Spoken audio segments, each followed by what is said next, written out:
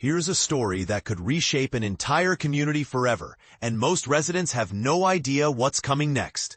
The future of Selke Field hangs in the balance as St. Cloud State University moves closer to finalizing what could be the most significant property transaction in recent local history. But here's where it gets controversial. While the community hopes for preservation, not everyone involved shares the same vision for this beloved green space. During a recent conversation on WJON, Interim President Larry Dietz revealed that the university has received 3 separate proposals from potential buyers, each with dramatically different plans for the property's future. What's particularly intriguing is that Dietz has already chosen his preferred candidate and forwarded that recommendation to the Minnesota State Colleges and Universities Governing Board for final approval. If everything proceeds as expected, the public will discover both the identity of the successful purchaser and the financial details of this major deal before August concludes. The most reassuring aspect of this development: the recommended buyer has committed to maintaining Selke Field as open green space, a promise that should bring relief to neighborhood residents who've grown attached to this community asset over the years. Navigating the complex world of public property sales. For those unfamiliar with how institutional property transactions work, Dietz explains that selling public property involves navigating a maze of regulatory requirements, approval processes, and legal hurdles that can stretch the timeline considerably. Fortunately, St. Cloud State appears to be approaching the finish line after months of careful evaluation and deliberation. Interestingly, the recommended bidder hasn't received official notification of their selection yet, though Dietz anticipates that communication will happen very soon. This creates an unusual situation where the decision has been made internally, but the chosen party remains unaware of their success. Among the 3 competing proposals, only one bidder has publicly identified themselves to WJON. Central Minnesota Youth Soccer, represented by President Emily Willert. Earlier this spring, Willert openly discussed their organization's intention to submit a formal bid, emphasizing their commitment to preserving both the green space character and the existing memorial wall that holds special significance for the community. And this is the part most people miss.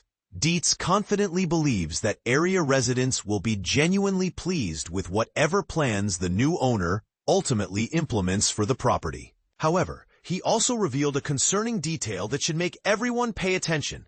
One of the 3 bidders had no intention whatsoever of maintaining the property as green space. This raises uncomfortable questions about what alternative uses were being considered, and how close the community came to losing this valuable open area forever. Demolition plans move forward despite legislative setback. Meanwhile, St. Cloud State continues pursuing its ambitious campus modernization strategy, even after facing rejection from state legislators earlier this year. The university had requested funding to demolish several unused buildings scattered across campus, but lawmakers declined to provide the necessary financial support. Rather than abandoning these plans, President Dietz maintains an optimistic outlook, acknowledging that securing approval for major infrastructure projects often requires multiple attempts over several legislative cycles.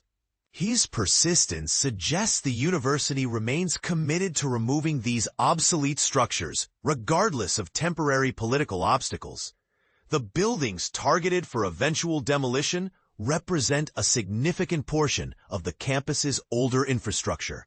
Academic facilities scheduled for removal include the Performing Arts Center, Education Building, and ECC Building, structures that once served important educational functions, but have outlived their usefulness in today's learning environment. Additionally, 3 residence halls, Sherburne, Benton, and Stearns, are also marked for demolition as the university adapts to changing enrollment patterns and housing preferences. Gearing up for another academic year, As these major property decisions unfold behind the scenes, St. John City.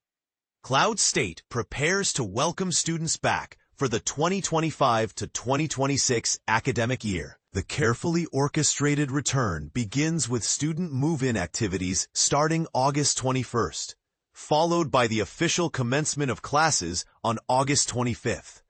Faculty members will kick off their year with President Dietz's convocation address on August 19th. Setting the tone for what promises to be another period of significant transition for the institution. Looking ahead to fall festivities, the university has scheduled its annual homecoming celebration for October 23rd through 25th, featuring traditional hockey games and volleyball competitions that bring alumni and current students together. But here's what everyone should be asking themselves. Is selling off community assets to private buyers really the best solution for preserving green space? And why isn't there more transparency about who these mystery bidders are and what their backup plans might involve? What do you think about this entire situation? Should universities have the right to sell properties that communities have come to consider their own? And more importantly, are you satisfied with the level of public input in decisions that could permanently alter your neighborhood's character? The comment section is waiting for your thoughts.